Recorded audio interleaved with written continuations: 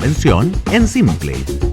¿Cómo están? Bienvenidos, bienvenidas a nuestro podcast constitucional que lleva por nombre La Convención en Simple, porque precisamente ese es su espíritu. Este es un espacio de conversación que busca acompañar, entender el proceso y el trabajo que se está haciendo actualmente.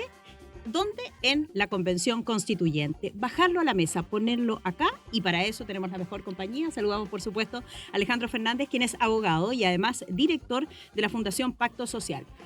Alejandro, entonces, será nuestro compañero de ruta. Vamos a ir siguiendo los momentos más importantes y las discusiones más importantes de la Convención Constituyente de manera sencilla para saber cómo afecta nuestra vida. Alejandro, qué bueno este espacio, qué rico tenerte acá y poder conversar. Muchas gracias, Sole, qué rico verte nuevamente. Sí, pues. Sí, la verdad que estamos preocupados porque se escucha mucho de la convención todos los días, las noticias, en el diario, televisión, y se explica poco, ¿eh? Así que vamos a hacer ese esfuerzo. Nos cuesta a los abogados hablar en fácil, así que espero que me desafíe a explicar con pera y manzana en qué sentido le afecta finalmente a las personas los cambios constitucionales. Tenemos un desafío por delante, pero vamos a tener un gran resultado. Así es que los invitamos desde ya a seguir cada uno de los capítulos de nuestro podcast. Muchísimas gracias por estar con nosotros. Nos reunimos, conversamos y ¿qué te parece si partimos por el principio? Damos por cierto y por hecho que todo el mundo entiende lo que está sucediendo y creemos nosotros que no es así. Entonces, pregunta número 1, y que yo creo que es la más reiterada entre la ciudadanía. ¿Cómo afecta mi día a día como ciudadano o ciudadana el cambio constitucional o lo que está redactando hoy día la Convención Constituyente? Sí, esa es la pregunta clave, porque a veces la Constitución se ve como algo súper lejano, ¿cierto? Se dice la Constitución es la ley fundamental, que es esa cuestión, ¿cierto? Es como muy abstracto. Yo creo que lo primero, Sole, es bueno entender un poco en simple qué es una Constitución, porque ahí se vería finalmente qué es lo que puede hacer y no hacer, ¿cierto? ¿Qué es una Constitución? Claro, principalmente, bueno, es una ley efectivamente, pero lo más sustantivo de las constituciones que ordenan la convivencia entre las personas. Imagínate un país que no tuviese constitución, la verdad que sería un grupo de personas básicamente desordenadas, ¿cierto? No habrían instituciones. Entonces, por ejemplo, primaría la ley del más fuerte. Si no hay un poder judicial, ¿cierto? Nosotros tenemos un conflicto, básicamente el más fuerte gana, ¿cierto? Entonces, las constituciones principalmente lo que hacen es constituir poderes, justamente, crear poderes, ¿cierto? El gobierno, el poder judicial, el Congreso, ¿ya? Los ordena. Pero además de ordenarlos, limita el poder, ¿cierto? Porque si tú le das mucho poder al Estado, finalmente tienes un sistema totalitario, ¿cierto? Y inhibe nuestra libertad y derechos, ¿cierto? Entonces, en simple, ¿cuál es el primer efecto en la vida cotidiana? Es que nos da cierta posibilidad de vivir en paz, ¿cierto? Paz social, convivencia. Si no hubiesen constituciones, básicamente nuestros derechos y libertades no se podrían respetar. Y esto parece súper obvio, ¿cierto? Porque uno vivió, por lo menos yo nací finales de los 80, entonces uno dice esto es normal vivir con cierta libertad y derechos, y la verdad que no. Si tú miras países, bueno, como Venezuela o extremo como Corea del Norte, ¿cierto? Los derechos y libertades no están garantizados. Entonces ese es el piso mínimo. Okay. Libertad y derechos que se respetan, ¿ya? Es un mapa referencial, es decir, por acá nos vamos a mover y estas son nuestras normas a grandes rasgos. Después vamos a ir hablando de qué es lo que pasa con cada una de las leyes. Exactamente. Hay otros dos temas que creo importantes a propósito de la vida cotidiana. Uno es la gobernabilidad, que va vinculado a eso, que las constituciones en gran parte lo que tienen que hacer es que los gobiernos puedan gobernar, ya que funcionen. Hoy día, de hecho, tenemos un problema muy concreto. Por ejemplo, Piñera impulsó un proyecto de pensiones, ¿cierto? Sí. Y Bachelet también. Sí. O sea, llevamos 2 gobiernos y todavía no hay una reforma de pensiones. ¿Eso incide en la vida cotidiana? Por supuesto que sí, ¿cierto? Sí. ¿Y qué tiene que ver con la Constitución? Mucho. Porque justamente que haya un sistema de gobierno en que el presidente pueda avanzar con sus leyes en el Congreso tiene que ver con el diseño constitucional. Entonces, en la medida que tengamos una Constitución que funcione, vamos a tener gobiernos que sean efectivos, y que puedan, por lo tanto, solucionar los problemas de las personas. Y en tercer lugar, creo que siempre se habla de la Constitución y la vida cotidiana de los derechos sociales, ¿cierto? Siempre se dice, y de hecho la mayor expectativa que hay en el proceso constituyente es cómo me soluciona en términos de derechos sociales, cómo me garantiza la vivienda digna, la salud, etcétera, ¿cierto? Y en eso yo quiero quizás dar malas noticias, porque es bastante acotado lo que hace la Constitución en ese aspecto, y eso es, como digo, bien relevante decirlo, porque se ha generado una sobreexpectativa respecto a los derechos sociales. Y si tú suele, por ejemplo, mirar los países con mejores niveles de vida, por ejemplo, según el Índice de Desarrollo Humano, que donde está Noruega, Suiza, Alemania, esos países prácticamente no establecen derechos sociales en sus constituciones. Y sin embargo tienen mejores derechos sociales, ¿cierto?, que los países de Latinoamérica, donde tenemos constituciones con muchos derechos sociales. Entonces, lo primero, no hay una relación directa entre escribir derechos sociales y garantizarlos y que sean efectivos, ¿cierto? Por ejemplo, nosotros tenemos el derecho a educación escrito, que eso es importante porque hoy día cualquier persona puede acceder a la educación escolar, por ejemplo, ¿cierto? Pero otra cosa es que sea buena, y que sea buena tiene que ver con que hayan buenas leyes, ¿cierto? Que hayan buenos profesores, que se le ponga plata, ¿cierto? Eso es lo que hace en concreto. Lo mismo en la vivienda, el derecho a vivienda hoy día no está en la Constitución, pero hoy día existe un Ministerio de Vivienda, ¿cierto? Y existen subsidios al arriendo, subsidios para comprar casa, etcétera. Por lo tanto, aunque no esté en la Constitución, igual existe ese derecho. Y que tú lo escribas en la Constitución no va a cambiar probablemente nada. O sea, como digo, y es súper triste decirlo, pero también creo que hay que ser honesto. O sea, que la Constitución diga el día de mañana derecho a vivienda, a lo más lo que puede hacer es priorizar. O sea, que en el fondo los próximos gobiernos pongan más foco en esos derechos sociales. El problema es que estamos hablando, hoy día lo que se ha discutido son como 70, 80 derechos. Entonces, cuando tú tenés todos los derechos, finalmente no debe priorizar ninguno. No caben en la Constitución. Yo entiendo lo que tú dices, me parece espectacular que hayas hecho esta bajada en 3 puntos, los más fundamentales, porque además cuando nosotros salimos con el micrófono a la calle y le preguntamos a las personas qué espera de la Constitución, algunos llegan a decirte que arreglen la calle por la cual transito todos los días, digamos. O sea, cosas efectivamente muy prácticas que no están escritas en un gran texto constitucional que más parece un espíritu. Ahora, bajemos de inmediato esa respuesta que viviste en 3 de manera perfecta, Alejandro, a qué temáticas entonces quedan reguladas en la Constitución, hasta qué nivel de detalle se puede llegar, hasta qué capa de esta cebolla, para ponerlo así. Bueno, primero, si no miras las constituciones a nivel mundial, las constituciones más chicas como la de Estados Unidos regulan lo mínimo, que irá a tener la nuestra también, que son los poderes del Estado y las libertades.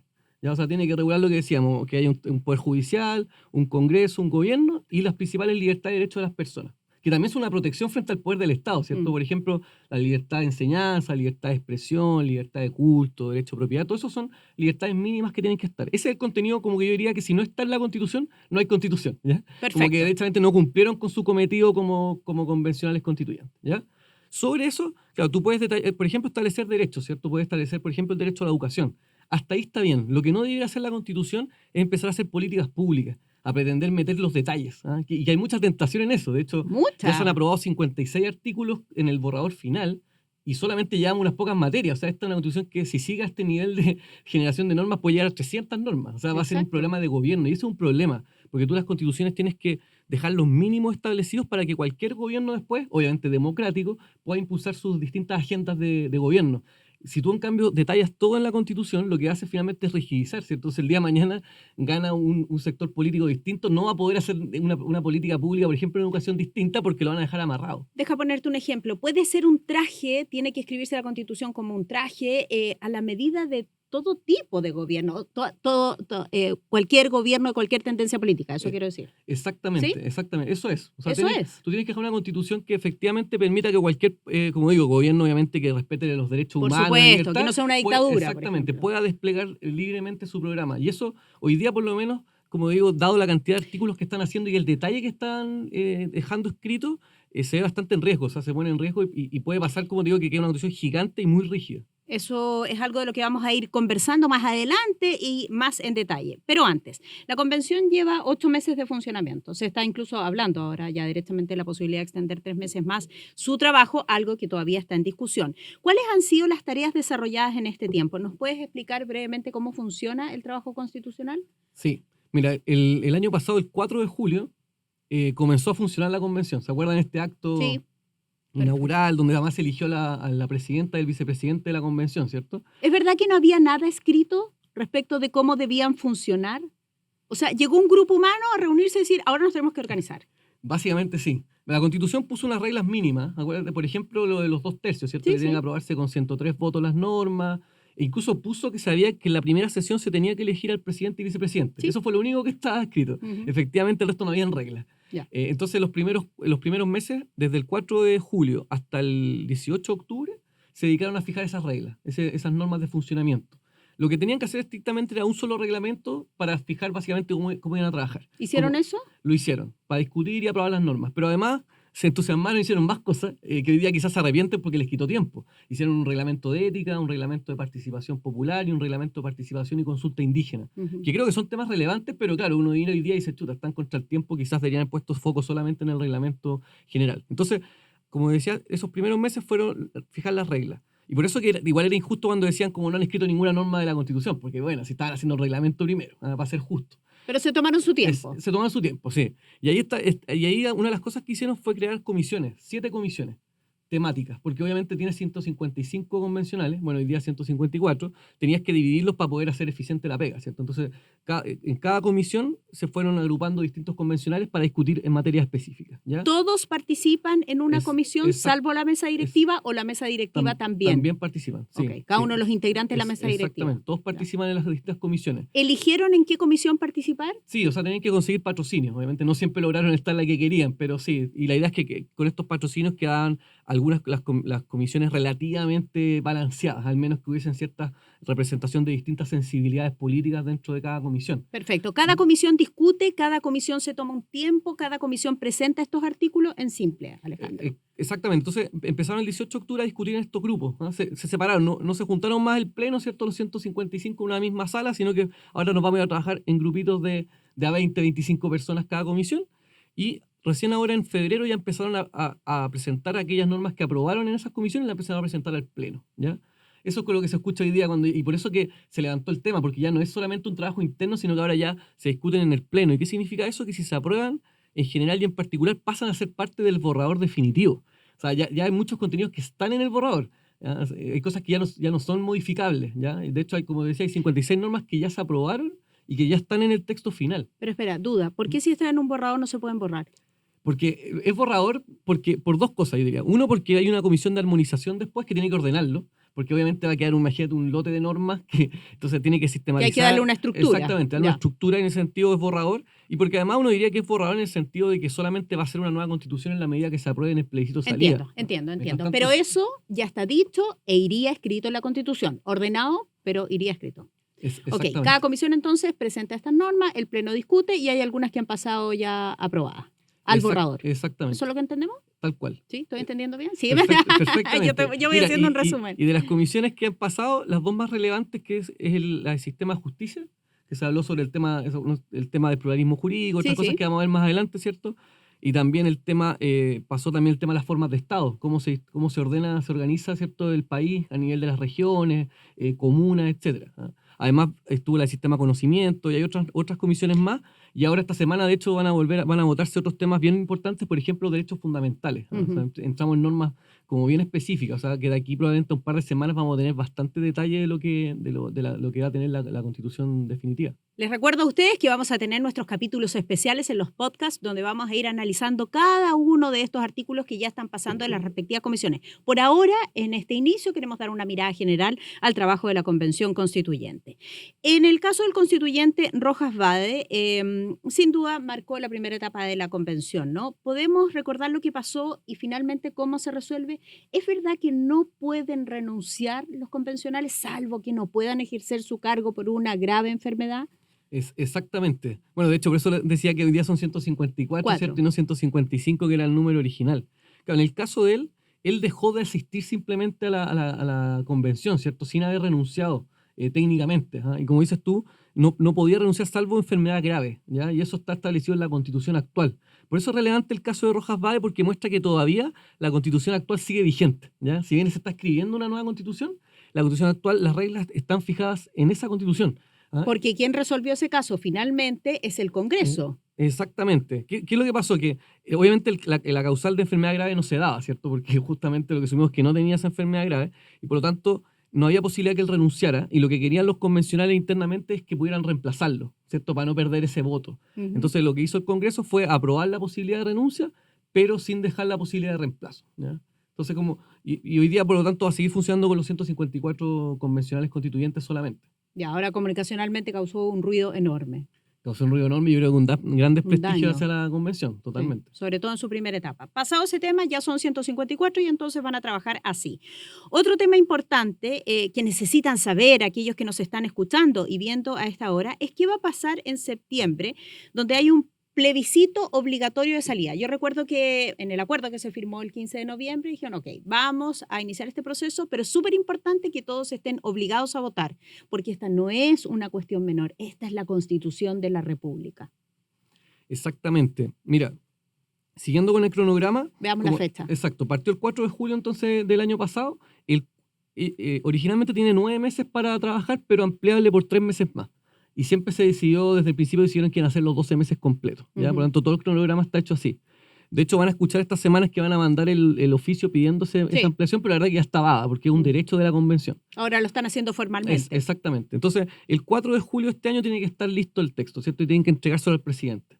Y el presidente va a convocar, va a dar 2 meses, 60 días de campaña, ¿ya? Y después viene el plebiscito. ¿Quién hace campaña? En ese momento, bueno, los partidos políticos, y ahí hay que ver si además se abre el espacio hacia la sociedad civil, van a poder hacer campaña por el apruebo y el rechazo. Ya, Y ahí la ahora. idea es que haya un proceso informativo para que la gente pueda conocer de qué se trata esto y poder votar informadamente en este plebiscito de salida que me decías tú. Y que es obligatorio. Que es Deja obligatorio. hacerte una pregunta. Cuando le entreguen el texto al presidente, que ya no es borrador, ya está escrito, ya está ordenado, sí, se va a leer nuestra Constitución, como la Constitución, librito que cada uno de nosotros tiene, de la Constitución anterior, la que está vigente hoy día, ¿se va a entender ese texto? No es una pregunta maliciosa. No, es una pregunta de que si tú hoy día lees la Constitución, la de 1980, yo tengo el libro de la Constitución, para cualquier persona, ciudadano a pie, en mi caso periodista, no es fácil de comprender la Constitución. Entonces, ¿quién nos va a hacer la bajada de lo que significa esta Constitución?